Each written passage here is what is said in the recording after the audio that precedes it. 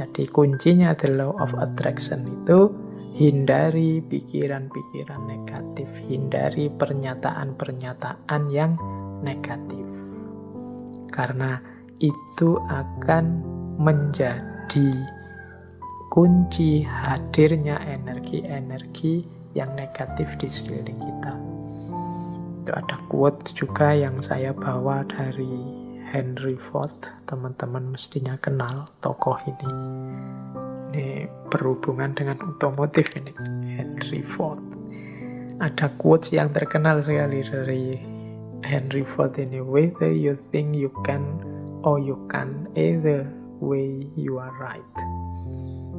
Apakah engkau menganggap dirimu mampu atau tidak, dua-duanya benar. Kita kan sering menggunakan kalimat-kalimat yang mengekspresikan ketidakmampuan diri.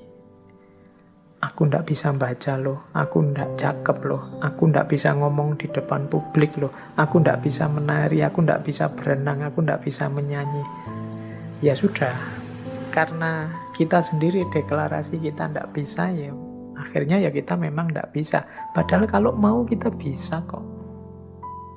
Saya ndak bisa Pak ngomong di depan orang banyak, jadi yo iso.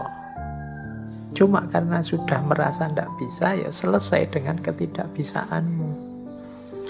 Saya ndak bisa Pak kalau harus menyanyi itu, saya menyanyi itu trauma sekali. Mungkin ya bisa, kalau kamu mau belajar tetap bisa. Semua orang mungkin ya bisa nyanyi. Cuma ya karena ndak mau saja, akhirnya ya memang ndak bisa beneran. Wah, matematika itu saya ndak bisa Pak. Wah, filsafat itu apalagi Pak, puyeng saya ndak bisa. Ya sudah, engkau menganggap ndak bisa, ya engkau ndak bisa. Kalau kamu percaya engkau bisa, pasti engkau juga bisa. Jadi whether you think you can or you can, either way you are right. Kamu anggap dirimu bisa, ya benar. Kamu anggap dirimu ndak bisa, ya benar. Karena tadi terlanjur kamu anggap dirimu ndak bisa, ya sudah, berarti kamu memang ndak bisa. Padahal sebenarnya kalau kamu sadar bahwa engkau bisa, ya sebenarnya engkau bisa. Saya matematika ndak bisa Pak. Sebenarnya ya engkau bisa, tapi engkau menolak untuk bisa saja. Saya bahasa Inggris itu ndak bisa Pak. Ya janjane ya iso, cuma kamu menolak saja untuk bisa. Kalau mau belajar pasti bisa. Oke, jadi ini contoh bagaimana pikiranmu menentukan hidupmu. Karena tadi kamu sudah merasa ndak bisa, ya wes, memang akhirnya engkau ndak bisa beneran dalam kenyataannya. Karena engkau merasa ndak mampu filsafat, ndak mampu matematika, ya sudah, berarti titik di situ memang kalian ndak bisa dan ndak mampu. Padahal kalau kalian mau, ya tetap mampu. Ini Henry Ford. Makanya menurut saya gunakan kalimat-kalimat yang lebih positif. Apalagi teman-teman ini yang guru ya, yang punya murid, punya anak didik, entah di level apapun, apalagi yang masih dalam upaya pembentukan SD, SMP, TK, PAUD. Ini kan hindari kalimat-kalimat yang negatif. Masukkan dalam isi kepala anak-anak kita itu hal-hal yang positif, yang membentuk dirinya secara positif, yang penuh harapan, yang penuh keyakinan akan masa depannya, yang menumbuhkan potensi-potensi tersembunyinya. Yakinkan bahwa mereka bisa apapun yang mereka inginkan kalau mereka mau. Jadi itu prinsip the law of attraction. Nah, asumsi-asumsinya apa sih the law of attraction itu? Jadi yang pertama, energi mengalir kemana perhatian seseorang tertuju. Mengapa sih meyakini the law of attraction? Apa yang kita yakini itulah yang terwujud. Karena ketika kita meyakini sesuatu, fokus pada sesuatu, energi kita mengalir ke situ semua. Pokoknya saya harus berhasil di sini, saya harus sukses ini, saya harus mampu melakukan ini. Nah, itu energi kita mengalir ke situ semua. Ya wis, mudahnya sering saya ilustrasikan kan kalau orang jatuh cinta. Itu energinya fokus semua pada yang dicintainya, sehingga kadang-kadang dia bisa melakukan apapun yang untuk dirinya sendiri saja mungkin tidak dilakukan, tapi untuk yang dia cintai, dia mampu melakukannya. Kenapa? Energinya mengalir ke situ semua, karena pikiran perhatiannya ke situ semua. Jadi asumsi pertamanya itu, ketika kita fokus pada sesuatu, maka semua potensi diri kita ke situ semua. Itu yang pertama, asumsinya itu. Yang kedua, alam semesta ini, ya di situ kalimatnya penuh dengan kelimpahan untuk manusia. Maksudnya apa? Alam semesta ini, segala fasilitas kelebihan yang ada di dalamnya oleh Allah itu diciptakan untuk manusia, dalam tanda petik untuk melayani manusia. Kita ini kan makhluk yang dihadirkan ke bumi setelah bumi siap untuk kita huni. Karena memang bumi disiapkan untuk manusia. Maka apapun sebenarnya yang kita inginkan, yang kita harapkan dalam hidup ini pasti difasilitasi oleh alam semesta sekeliling kita. Tinggal kita mau atau tidak. Itu asumsi kedua. Berarti kuncinya ada pada keinginan dirinya manusia. Asumsi yang kedua, mengapa kok pikiran kita nanti yang menjadi kunci. Yang ketiga, kemampuan atau potensi manusia itu sangat jauh lebih besar, jauh lebih luas daripada yang kita sadari saat ini. Jadi kayak kita merasa, Pak, filsafat itu mentok, saya Pak enggak paham. Enggak, kamu kurang serius menggali potensimu saja. Kalau kamu mau bisa. Pak, bahasa Inggris itu Pak, wah puyeng saya Pak. Matematika itu Pak, enggak. Kamu bisa sebenarnya, cuma kamu kesusu berhenti saja. Kemampuan atau potensimu enggak seterbatas itu. Allah memberimu potensi yang luar biasa. Harusnya engkau jadi orang yang luar biasa. Harusnya setiap orang kalau mau dia bisa jadi luar biasa. Kemampuan dan potensimu cukup untuk apapun yang engkau cita-citakan, engkau inginkan. Itu asumsi ketiga. Asumsi keempat,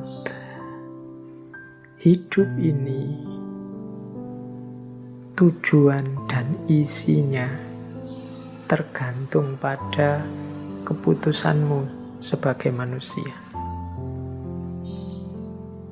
Jadi kita ini, kalau bahasanya agama, kita ini khalifahnya.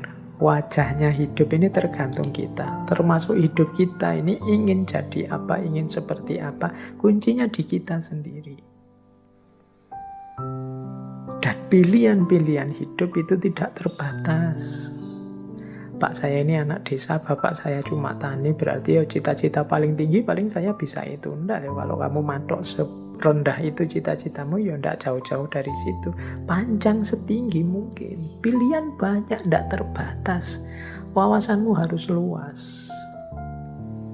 Jadi pilihan hidup itu banyak, silahkan engkau pilih. Kuncinya ada pada dirimu sendiri. Engkaulah yang menciptakan kehidupanmu. Jadi rentetan asumsi ini, energi itu mengalir, fokusmu kemana tertuju. Kalau engkau fokus hanya pada hal-hal itu yang sepele-sepele, yang biasa-biasa saja, ya hidupmu akan terbentuk secara sepele dan biasa-biasa saja. Tapi kalau engkau fokus pada hal-hal besar yang luar biasa, ya hidupmu akan terbentuk secara luar biasa. Jangan takut, alam semesta pasti menyediakan semua fasilitas yang engkau butuhkan. Kuncinya hanya ada pada dirimu, mau atau tidak, siap menggali kemampuanmu sendiri atau tidak, berani memilih, memutuskan atau tidak. Apapun yang engkau putuskan, engkau pasti mampu mewujudkan dan alam semesta akan membantumu dan energimu akan fokus ke sana untuk melahirkannya. Ini asumsinya dari the law of attraction. Nah, sekarang prosesnya 6 langkah menuju the law of attraction tadi. Caranya bagaimana sih Pak? Biar yang saya inginkan kemudian benar-benar terwujud. Biar yang tadi saya niati akan saya wujudkan benar-benar hasil. Nah, ini ada 6 step, ya ini dari berbagai sumber tentang the law of attraction. Yang pertama adalah mintalah apa yang engkau inginkan. Kalau dalam agama minta ini kemudian wujudnya jadi doa. Atau mungkin dalam bahasa yang berbeda kadang orang pakai kalimat mimpilah, beranilah bermimpi. Kalau orang minta saja tidak berani, mimpi saja tidak berani, ya bagaimana dia mencapai tujuan-tujuan besar? Alah Pak, saya ini orang desa, ya sudah. Cuma cukup seperti ini saja saya sudah senang, ya sudah. Hidupmu akan hanya sampai level itu. Yang engkau inginkan memang di level itu saja. Padahal kalau engkau mau, engkau bisa minta yang lebih tinggi, menginginkan yang lebih tinggi.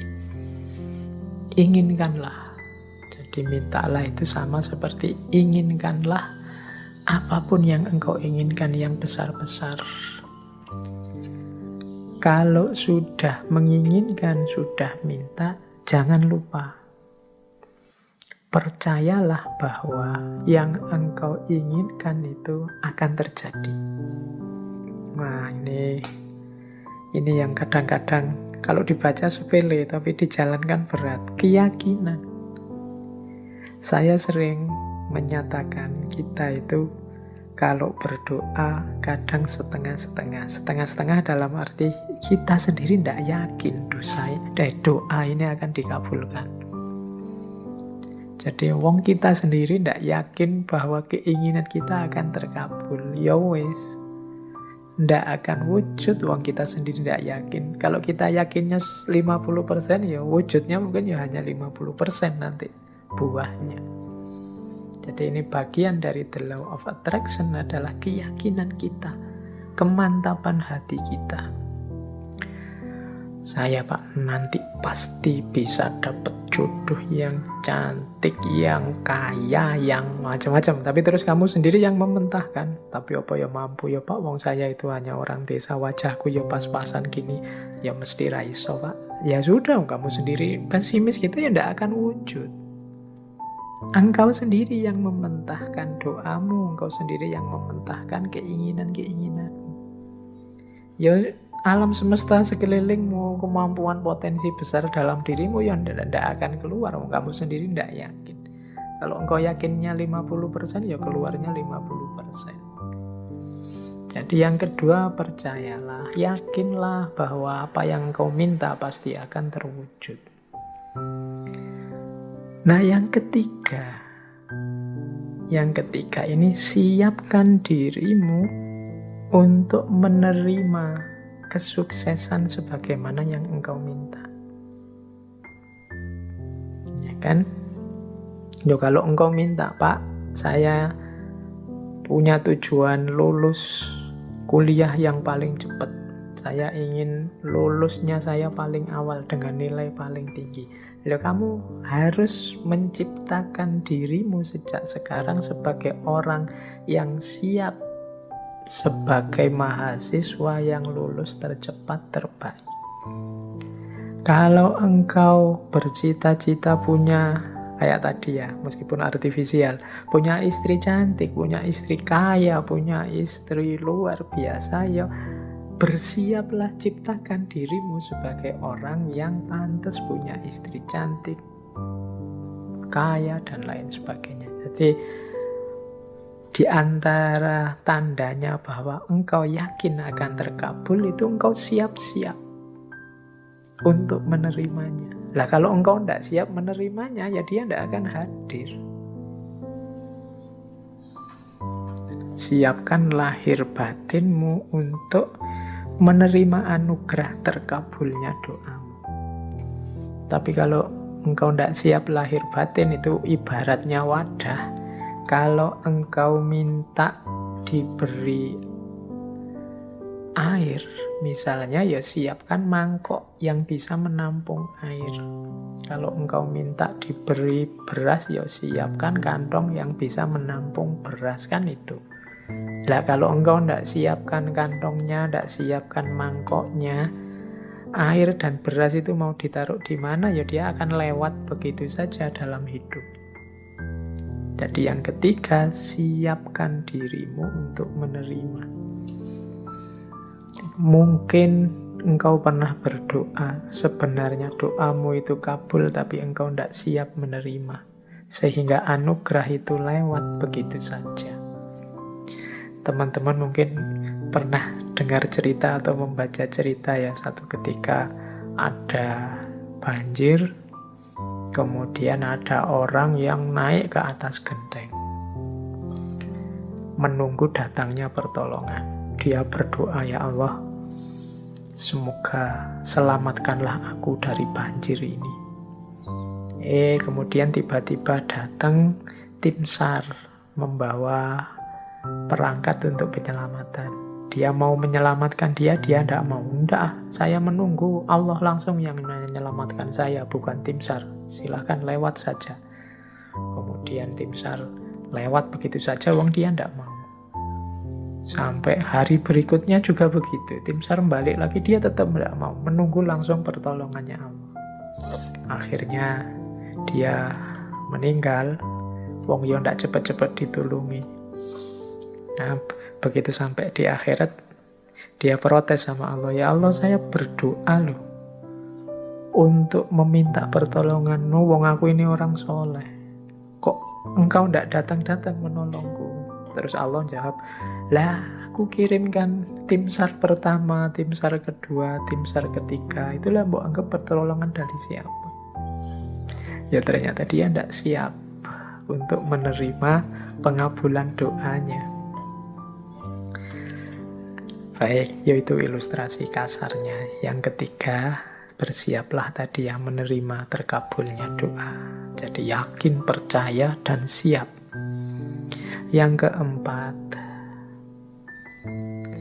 kalau bahasanya the law of attraction, visualisasikan. Jadi untuk mendukung semua itu, hidupkan dalam pikiranmu, hidupkan dalam imajinasimu, hidupkan dalam batinmu. Ketika doa itu dikabulkan terus menerus. Jadi bayangkan keberhasilan itu dalam pikiranmu. Jadi ini untuk membantu fokus tadi. Kalau dalam agama seandainya berdoa ya untuk membantu biar doanya lebih mantap sepenuh hati. Itu hadirkan keberhasilan yang engkau inginkan dalam pikiranmu, dalam imajinasimu. Terus yang kelima, jadi visualisasikan. Yang kelima, bersyukurlah terhadap apa yang engkau miliki saat ini. Nah, yang kelima ini sehubungan dengan situasimu saat ini, syukurilah. Kalau bahasanya agama, kalau engkau bersyukur ya nanti akan ditambah. La in syakartum la azidannakum. Jadi kalau engkau bersyukur, aku tambah. Orang yang menerima situasi hari ini adalah orang yang siap untuk menerima anugerah selanjutnya. Tapi orang yang tidak terima situasi hari ini, ya dia tidak akan bisa menerima anugerah selanjutnya. Wong dia masih belum puas dengan situasi hari ini. Berarti dia kan masih sibuk dengan yang saat ini.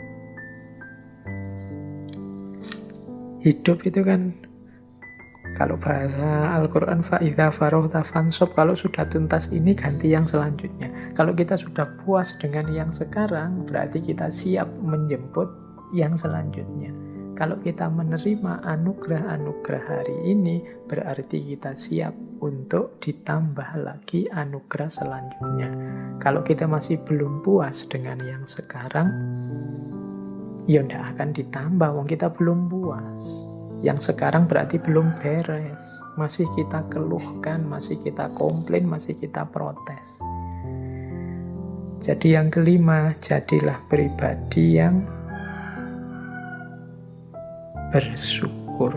Jadi pribadi yang tidak mudah mengeluh, pribadi yang tidak komplain melulu. Jadi saya terima ya Allah situasi hari ini. Mungkin ini karena perbuatan-perbuatanku. Mungkin ada yang baik, ada yang buruk tadi ya. The law of cause and effect itu.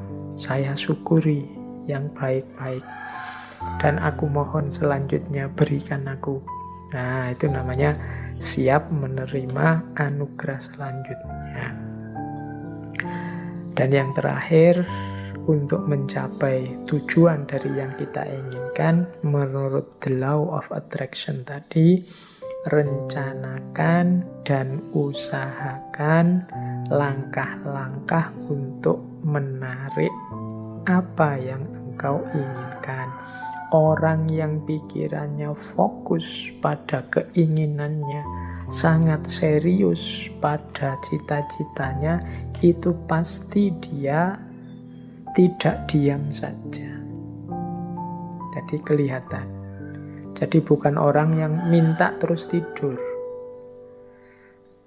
Jadi dia minta, kalau memang benar-benar ingin terwujud, ya dia akan punya aksi-aksi, punya tindakan-tindakan, baik tindakan-tindakan untuk mewujudkan maupun tindakan-tindakan untuk bersiap menerima hasilnya.